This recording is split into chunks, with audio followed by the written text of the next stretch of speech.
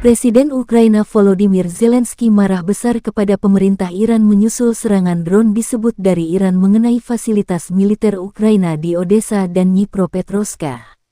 Menurut informasi awal Jirantu, drone milik Iran yang dipakai Rusia tidak hanya menyerang markas Angkatan Laut tetapi juga pelabuhan speedboat dan pangkalan Angkatan Laut Inggris di dekat Sevastopol. Di media sosial beredar sejumlah rekaman video drone disebut dari Iran menyerang fasilitas militer Ukraina di sejumlah wilayah. Zelensky bereaksi keras mengumumkan Duta Besar Iran dicabut akreditasinya dan bahwa jumlah staf diplomatik di kedutaan Iran di Kiev berkurang secara signifikan. Situs web Kementerian Luar Negeri Ukraina juga mengatakan bahwa pasokan senjata Iran ke Rusia secara langsung bertentangan dengan posisi netral yang dinyatakan secara terbuka dari kepemimpinan puncak Iran. Serangan drone Iran adalah tindakan tidak bersahabat yang merupakan pukulan serius bagi hubungan antara Ukraina dan Iran.